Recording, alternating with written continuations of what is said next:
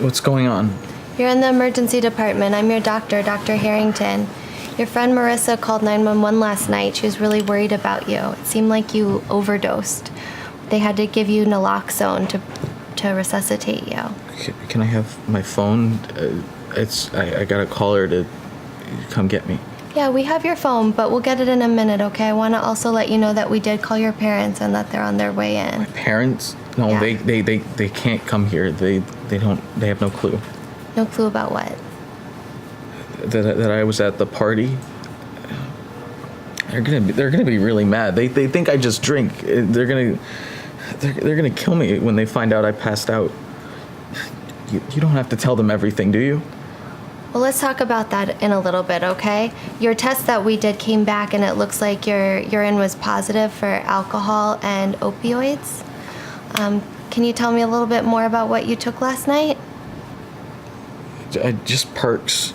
I mean, I've been trying them since I got hurt in lacrosse a couple months ago. Mm-hmm. And I had a lot left over, so my friends asked me to bring them to the party. I mean, I didn't know there was going to be heroin. That's over the top. Did you try any heroin? A little bit, yeah, but I just kind of stuck to my oxys and the drinks. Okay. How often do you take the oxycodones? Like on the weekends mostly. Mm-hmm. That's about it. Okay, and what about last night? How many do you think you took last night? Maybe 3 or 4. I'm not really sure. Kind of lost track. Yeah, it sounds like it. And especially when you mix opioids with alcohol, you have an increased risk of overdosing. Your friend was really, really worried about you. You stopped breathing and you didn't come to until you got the naloxone, which is that medicine that reverses opioid overdose.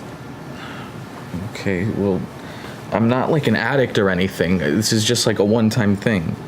You know, I hear you. It sounds like it's really important to you that this problem doesn't come to the level of an addiction, but I am really concerned. It's really scary that you overdosed, and I'd like to help you so this doesn't become a pattern in the future.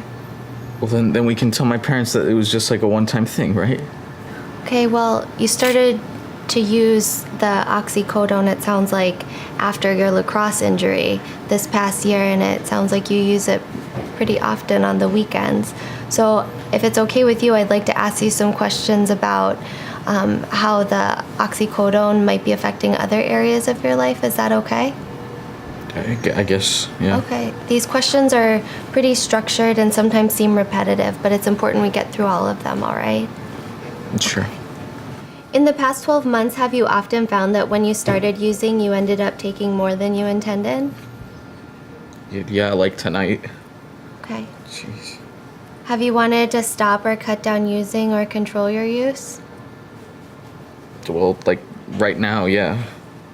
Okay. Have you spent a lot of time getting or using oxycodone? No, I've got a lot left over, you know. Have you had a strong desire or urge to use oxycodone in between those times when you were using? No, not really. Have you missed work or school or come in late because you were intoxicated, high, or recovering from the night before? No, I'm fine. I'm not like a drug addict or anything. It was like a one-time thing. Okay. Has your use of oxycodone caused problems with other people, like family members, friends, or people at work or school? No, but it might now with my parents. We'll help you talk to your parents, okay? But let's get through all these questions.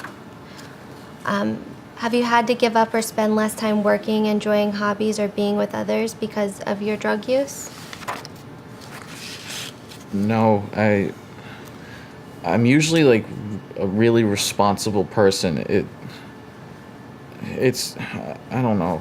It's just it's been kind of hard keeping up with stuff. Okay. Have you ever gotten high before doing something that requires coordination or concentration, like driving or sports? No, after parties, we usually just call an Uber. We don't drive after, no. Okay, good.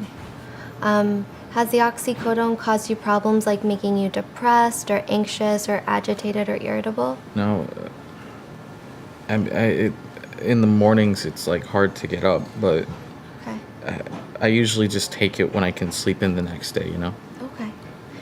Have you found you needed to use much more oxycodone to get the same effect that you did when you first started using? No, not really. Okay. Do you feel sick when you cut down or stop using, like shaking, body aches, fevers, throwing up? It's I'm not a drug addict. It's like just for fun. That's all it is. Okay. Well, thank you for being honest. Based on your answers to these questions, it seems like you have what we call a mild opioid use disorder, and that's based on the fact that sometimes your use gets out of control, like it did tonight, and that you've been trying to cut down for a while. The good news is that this doesn't seem like you're dependent on the oxycodone yet, which is wonderful, but I'm worried that if you continue this pattern of use, you could get to that level. And the other positive thing is that it really doesn't seem like it's affecting you in your day-to-day life yet. But again, I worry that that would happen if you continued to use. Make it sound like I just dodged a bullet or something. No, I think you really have. But the good thing is that you can stop this, and it's much easier to do it now than waiting until later. Okay, well, like how? Okay, I'd really like to refer you to a counselor that specializes in addiction. I think they can really help you. But I want to talk to you a little bit more about that. On a scale of 1 to 10, 1 being not interested at all in seeing a counselor and 10 being very interested, where do you think you'd fall? Like a 6? That's great. That means you're 60% of the way there. Why didn't you pick a lower number? Meaning, what are some good reasons you have for wanting to see a counselor? I'm not sure. Like, I guess just because I don't want to get into any more trouble. It's kind of like scary, you know? I mean, my parents are going to be really angry about all this, and I don't know what's going to happen. Yeah, what else? I guess I'll have more energy if I do, and I'll be able to just kind of keep myself together more. I don't know. So it sounds like you have some really important reasons as to why you want to see a counselor. Yeah. The other thing with drinking is that, like we've said before, we really worry when you combine it with opiates because it increases your risk for overdosing. And then also, sometimes when you drink to excess, you do things that you wouldn't normally do, like taking any heroin. I'll get you the number for that counselor that we talked about, okay? And then we'll also loop your pediatrician in so they know what happened and so they can help you once you leave here too. Thanks. You're welcome. But what about my parents? They're gonna be really, really mad when they find out about all of this. You know, I think that once they see that you're okay, I think they're going to be really relieved.